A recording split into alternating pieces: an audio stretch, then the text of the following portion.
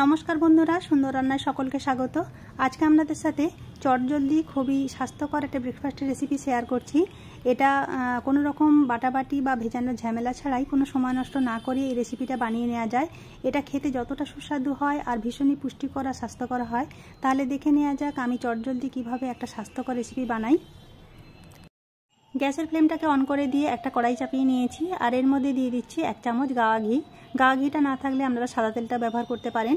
সর্ষে দিয়ে দিলাম 1 চা চামচ, ছোলার ডাল দিয়ে দিচ্ছি 1 চা চামচ, বিউলির ডাল সেটাও দিয়ে দিচ্ছি 1 চা চামচ, আর হাফ চামচের একটু বেশি দিয়ে দিচ্ছি গোটা জিরে। সাদা তিল দিয়ে দিচ্ছি 1 চা চামচ। সাদা তিলটা অবশ্যই থাকলে আপনারা অ্যাড করবেন, এটা খেতেও ভালো হয় আর খুবই এটা পুষ্টিকর। দিয়ে হালকা করে একটু নাড়াচাড়া করে দিচ্ছি, খুব লাল করে ভাজবো না। কারি পাতা কুচি দিয়ে দিচ্ছি 1 টেবিল চামচ, গাজর কুচি দিয়ে দিচ্ছি 3 টেবিল চামচ। গাজরটাকে একদম ছোট ছোট করে টুকরো করে নিয়েছি। হিং দিয়ে দিচ্ছি 1/4 চামচ, হিংটা থাকলে আপনারা অবশ্যই দেবেন, এর ফ্লেভারটা খুবই ভালো আসে। আর দিয়ে দিচ্ছি ছোট ছোট করে কুচিয়ে রাখা আদা 1 চা চামচ। আপনারা আদাটাকে গ্রেটারের সাহায্যে গ্রেট করেও দিতে পারেন। সব শুদ্ধ একটু নাড়াচাড়া করে দিলাম। কাঁচা লঙ্কা কুচি করে দিয়েছি হাফ চা চামচ। আপনারা ঝালটা অবশ্যই বুঝে দেবেন, তবে এটা রেসিপিটা খুব বেশি ঝাল একদম ভালো লাগে না। সুজি দিয়ে দিচ্ছি 1 কাপ, নর্মাল সুজি যেটা প্যাকেটে কিনতে পাওয়া যায়। এটাকে আমি কোনো রকম পাউডার করিনি। সুজিটাকে দিয়ে জাস্ট 2 মিনিটের মতো লো আঁচে নাড়াচাড়া করে নিচ্ছি। এটা কালারটা চেঞ্জ হওয়ার কোনোরই দরকার নেই, জাস্ট একটু কাঁচা গন্ধটা দূর হয়ে যাবে সেই মতো আমি একটু জাস্ট হালকা করে ভেজে নিলাম। এবার একটা অন্য পাত্রে এটাকে আমি ঢেলে পুরোপুরি এটাকে ঠান্ডা করে নেব। সুজির মিক্সচারটা যখন খুব ভালো করে ঠান্ডা হয়ে আসবে তখনই এর মধ্যে দিয়ে দেবো সেম কাপ মাপ করে 1 কাপ দই। যে কাপের মাপে আমি 1 কাপ সুজি নিয়েছিলাম ঠিক সেই কাপ মাপ করে 1 কাপ দই দিয়ে দিচ্ছি, আর হাফ কাপ দিয়ে দিচ্ছি জল। দিয়ে খুব ভালো করে আমি দইয়ের সাথে মিক্সচারটাকে মিশিয়ে নিচ্ছি। খুব ভালো করে মেশানো হয়ে গেলে এর মধ্যে দিয়ে দেবো হাফ চামচ লবণ। আপনারা অবশ্যই এটা চেক করে নেবেন। দিয়ে খুব ভালো করে আবারও আমি মিশিয়ে নিচ্ছি। এর মধ্যে আপনারা যে কোনো পছন্দসই সবজি অ্যাড করতে পারেন। এবার এর মধ্যে দিয়ে দিচ্ছি সামান্য ধনিয়া পাতা কুচি, থাকলে অবশ্যই অ্যাড করবেন, না থাকলে কিছু না, ফ্লেভারটা ভালো আসে। দিয়ে এটাকে আমি 10 মিনিটের জন্য চাপা দিয়ে রেস্টে রেখে দেবো। ততক্ষণের জন্য এটা রেস্টে থাক। এর ফাঁকে আমি 2 রকমের চাটনি বানিয়ে নিচ্ছি। প্রথমে বানিয়ে নিচ্ছি নারকেলের চাটনি। এর জন্য একটা মিক্সিং জারের মধ্যে নিয়ে নিলাম 1/4 কাপ নারকেল, সামান্য ধনিয়া পাতা, 2 টেবিল চামচ ভাজা ছোলা, তেঁতুল 5 গ্রাম, 3 গ্রাম আদা, হাফ চামচ লবণ আর 1/4 কাপ জল দিয়ে আমি একটা ফাইন পেস্ট বানিয়ে নেব। পেস্ট আমার একদম রেডি। এবার এটাকে একটা পাত্রের মধ্যে ঢেলে নিচ্ছি। এবার এর মধ্যে একটা তড়কা দিয়ে দেবো। তার জন্য একটা কড়াই নিয়ে নিয়েছি, আর এর মধ্যে দিয়ে দিচ্ছি 1 টেবিল চামচ সাদা তেল, সর্ষে দিয়ে দিচ্ছি 1 চা চামচ, শুকনো লঙ্কা 3টি আর বিউলির ডাল হাফ চা চামচ, 10 থেকে 12টি দিয়ে দিচ্ছি কারি পাতা। যখন এটা একটু সামান্য ভাজা ভাজা হয়ে যাবে তখনই আমি নারকেলের চাটনির মধ্যে এই তড়কাটা দিয়ে দিলাম। নারকেলের চাটনি আমার একদম রেডি। এটা ভীষণই টেস্টি হয় আর ধোসা ইডলির সাথেও ভীষণই ভালো লাগে। এবার আমি টমেটোর একটা চটপটি চাটনি বানিয়ে নিচ্ছি। তার জন্য একটা কড়াই চাপিয়ে দিয়েছি, আর 1 টেবিল চামচ সাদা তেল দিয়ে দিলাম, জিরে হাফ চা চামচ, একটা ছোটো সাইজের পেঁয়াজকে ছোট করে কুচি করে নিয়েছি। পেঁয়াজটা লাল করে ভাজার দরকার নেই, যখনই হালকা নরম হয়ে আসবে তখনই আমি রসুনের কোয়া দিয়ে দেবো 6 থেকে 7টি। গ্যাসের ফ্লেমটাকে আমি লো করে রেখেছি। ছোলার ডাল দিয়ে দিলাম 2 টেবিল চামচ, বিউলির ডাল দিয়ে দিচ্ছি 1 টেবিল চামচ, লবণ হাফ চামচ দিয়ে আবার একটু সামান্য নাড়াচাড়া করে নিলাম। এবার একটা ছোটো সাইজের টমেটোকে ছোটো ছোটো করে কুচি করে নিয়েছি। এবার সব শুদ্ধ ভালো করে নাড়াচাড়া করার পর আদা দিয়ে দিচ্ছি 5 গ্রাম, 2টো লঙ্কা দিয়ে আবার একটু নাড়াচাড়া করতে করতে টমেটোটা যখন একটু নরম হয়ে আসবে তখন এর মধ্যে দিয়ে দেবো 1 টেবিল চামচ নারকেল। নারকেলটাকে আবার একটু নাড়াচাড়া করার পর ধনিয়া পাতা দিয়ে দিচ্ছি খুব সামান্য। দিয়ে এটাকে খুব ভালো করে ঠান্ডা করে নিয়ে একটা মিক্সিং জারের মধ্যে আমি নিয়ে নেব। নিয়ে এটাকে একটা ফাইন পেস্ট বানিয়ে নেব। তার আগে দিয়ে দিচ্ছি 2 চামচের মতো পাতিলেবুর রস। পাতিলেবুর রসটা দিলে এটা টেস্টটা খুবই ভালো আসে, না থাকলে সামান্য তেঁতুলও অ্যাড করতে পারেন। আর কাশ্মীরি লাল লঙ্কার গুঁড়ো দিয়ে দিলাম যাতে কালারটা ভালো আসে। আর দিয়ে দিচ্ছি সামান্য চিনি স্বাদের জন্য, আর লবণ, একটু সামান্য জল দিয়ে দিলাম। দিয়ে এটাকে একটা ফাইন পেস্ট বানিয়ে নিচ্ছি। পেস্ট আমার একদম রেডি। এবার এটাকেও আমি একটা পাত্রের মধ্যে ঢেলে নেব।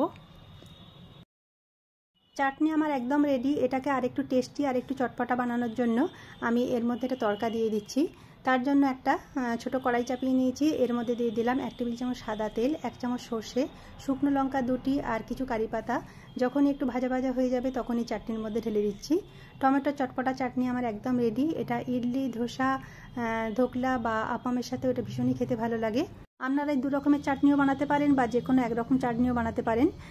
10 থেকে 15 মিনিট পর দেখেই বুঝতে পারছেন যে ব্যাটারটা কতটা ঘন হয়ে গেছে। আর এর মধ্যে আমি কিছু সামান্য জল দিয়ে দিলাম। কারণ ব্যাটারটা খুব বেশি ঘনও হবে না আবার খুব বেশি পাতলাও হবে না। আপনারা থিকনেসটা দেখেই বুঝতে পারবেন যে ব্যাটারটা কতটা ঘন বা কতটা পাতলা হবে। জলটা দিয়ে ব্যাটারটাকে আমি খুব ভালো করে আর একটু মিশিয়ে নিচ্ছি। এর মধ্যে আমি সামান্য আর একটু জল অ্যাড করছি, যেহেতু ব্যাটারটা আর একটু ঘন আছে। আর এর মধ্যে দিয়ে দিচ্ছি 2 টেবিল চামচ ছোট ছোট করে কুচিয়ে রাখা নারকেল। নারকেলটা আমি তখন দিতে ভুলে গেছিলাম, নারকেলটা থাকলে অবশ্যই আমরা নারকেলটা দেবেন, এটা খুবই টেস্টি হয়। আর হাফ চামচ দিয়ে দিচ্ছি ইনো। ইনোটা দিলে এটা একটু ফ্লাফি হবে আর একটু সফট হবে আর এটা ভালো ফুলবে, তাই একটু ইনোটা অ্যাড করলাম। ইনো যদি না থাকে আপনাদের মধ্যে একটু সামান্য বেকিং পাউডার বা বেকিং সোডা থাকলেও আপনারা অ্যাড করতে পারেন। বেকিং পাউডার থাকলে হাফ চামচের একটু সামান্য বেশি দেবেন, আর বেকিং সোডা থাকলে হাফ চামচের সামান্য একটু কম দিয়ে দেবেন, যেহেতু দই দিয়েছি খুব বেশি দেওয়ার দরকার নেই। এবার আমি ইডলি স্ট্যান্ডের মধ্যে এটা করে নিচ্ছি, তাই এর মধ্যে আমি সামান্য তেল ব্রাশ করে নিচ্ছি। আর এই ইনোটা মেশানোর পর এই ব্যাটারটা অনেকক্ষণ রেস্টে রেখে রাখা যাবে না, তাহলে এটা খুব বেশি ফ্লাফি হবে না। এটা সঙ্গে সঙ্গেই এটা বানিয়ে নিতে হবে। আর যাদের কাছে ইডলি স্ট্যান্ড নেই আমি দেখিয়ে দেবো, তারা বাটিতেও তৈরি করতে পারবেন। এবার আমি ইডলি স্ট্যান্ডের মধ্যে ব্যাটারটাকে আমি অল্প অল্প করে দিয়ে দিচ্ছি, খুব বেশি ভর্তি করে দেবো না, যেহেতু এটা অনেকটা ফুলবে। প্লিজ বন্ধুরা, আমার চ্যানেলটাকে এখনও পর্যন্ত যারা সাবস্ক্রাইব করেননি আমার চ্যানেলটাকে সাবস্ক্রাইব করে দেবেন, একটা লাইক দেবেন আর চ্যানেলটাকে শেয়ার করে দেবেন, যাতে আমি আরও নতুন নতুন রেসিপি আপনাদের সাথে শেয়ার করতে পারি। সবগুলো আমি রেডি করে নিয়েছি। এবার আমি একটা কুকার চাপিয়ে নিয়েছি, তার মধ্যে সামান্য জল দিয়ে 5 মিনিটের মতো প্রিহিট করে রেখেছিলাম। কুকারের ভেতরে এটাকে দিয়ে আমি লো ফ্লেমে প্রায় 12 থেকে 15 মিনিটের মতো এটাকে আমি ভাপিয়ে নেব, তাহলে এটা আমার একদমই রেডি হয়ে যাবে। এবার আমি ইডলি স্ট্যান্ডের মধ্যে দেখিয়েছি, এবার আমি বাটিতে করিয়ে দেখাচ্ছি। বাটির মধ্যে সামান্য তেল আমি ব্রাশ করে নিচ্ছি, আর এরকম ছিদ্রওয়ালা পাত্রের মধ্যে বাটিগুলোকে বসিয়ে নিয়েছি। আর এর মধ্যে আমি আবার ব্যাটারগুলো দিয়ে দিচ্ছি অল্প পরিমাণে, খুব বেশি দেওয়ার দরকার নেই, যেহেতু এগুলো অনেকটা ফুলবে। একটা কড়াইয়ের মধ্যে দেখেই বুঝতে পারছেন সামান্য জল নিয়ে নিয়েছি। জল দিয়ে এই স্ট্যান্ডগুলো বসিয়ে একটা লিড চাপা দিয়ে দিচ্ছি, যে কোনো আপনারা পাত্র চাপা দিয়ে দেবেন, দিয়ে লো আঁচে আবার 12 থেকে 15 মিনিট ভাপিয়ে নিলে এটা একদমই তৈরি হয়ে যাবে। দেখুন 12 থেকে 15 মিনিট পর আমি ফিরে আসছি। এবার একটা কাঠি দিয়ে আমি চেক করে নিচ্ছি, যখনই কাঠির গায়ে লেগে থাকবে না তখনই জানবো এটা আমার একদম রেডি হয়ে গেছে। প্রথমে একটু মনে হতে পারে যে লেগে লেগে আছে বা চটচট করছে, কিন্তু এটা ঠান্ডা হয়ে গেলে একদম সুন্দরভাবে হয়ে যাবে। এটাও আমি চেক করে নিচ্ছি, এটাও স্টিকগুলো একদমই ক্লিয়ার আসছে, তার মানে এটাও আমার রেডি হয়ে গেছে। এবার সবগুলোকে পাত্রগুলোকে আমি থেকে আমি সরিয়ে নিলাম। এবার একটু ঠান্ডা করে নিয়ে একটু ভালো করে ঠান্ডা করে নিচ্ছি, কারণ ঠান্ডা না করলে এটাকে পাত্র থেকে ডিমোল্ড করা অসুবিধা হবে, অনেকটা ভেঙে যেতে পারে। সামান্য ঠান্ডা করে নেওয়ার পরেই চামচের পিছন দিয়ে আমি এইভাবে আস্তে আস্তে এগুলোকে ছাড়িয়ে নিচ্ছি। দেখি বুঝতে পারছেন কত সুন্দরভাবে ছেড়ে গেছে, পাত্রে একটু লেগে যাচ্ছে না। দেখেই বুঝতে পারছেন যে এটা কত ইজিভাবে তৈরি করা যায়, আর এটা ভীষণই টেস্টি হয়, কারণ আপনারা যে কোনো পছন্দসই সবজি এতে অ্যাড করতে পারেন। বাচ্চারা অনেক সময় সবজি একদম খেতে চায় না, কিন্তু এইভাবে যদি আপনারা বানিয়ে খাওয়ান তাহলে বাচ্চারা বুঝতেই পারবে না যে এর মধ্যে সবজি আছে, এই সবজিগুলো টেস্টি হয়ে যায়। এই রেসিপিটা আপনারা ব্রেকফাস্টেও বানাতে পারেন কিংবা ডিনারের জন্য তৈরি করতে পারেন। এটা একদম তেল ছাড়া, দেখেই বুঝতে পারলেন এটা ভীষণই স্বাস্থ্যকর হয় আর খেতে ভীষণ সুস্বাদু হয়। আপনারা অবশ্যই একবার বানাবেন। আমার চ্যানেলে আমি বিভিন্ন ধরনের রেসিপি শেয়ার করে থাকি, আর স্বাদ বজায় রেখে খুব কম তেল জল মশলা প্রয়োগ করি আমি রেসিপিগুলো বানানোর চেষ্টা করি। আজকের রেসিপিটা যদি একটু ভালো লেগে থাকে প্লিজ একটা লাইক দিতে ভুলবেন না, আর কমেন্ট করে জানাবেন কেমন লাগলো। এই রেসিপিটাকে বন্ধু বান্ধবদের মধ্যে অবশ্যই শেয়ার করে দেবেন। যে সকল বন্ধুরা আমার চ্যানেলটাকে ইতিমধ্যেই সাবস্ক্রাইব করে দিয়েছেন তাদের অসংখ্য ধন্যবাদ, আর যে সকল বন্ধুরা আমার চ্যানেলটাকে এখনও পর্যন্ত সাবস্ক্রাইব করেননি প্লিজ তাদের কাছে অনুরোধ আমার চ্যানেলটাকে সাবস্ক্রাইব করে পাশের বেল আইকনটা অবশ্যই প্রেস করে দেবেন, কারণ আমি যখনই কোনো নতুন রেসিপি আমার চ্যানেলে আপলোড দেব সহজেই আপনাদের কাছে সেই নোটিফিকেশনটা সবার আগে পৌঁছে যাবে।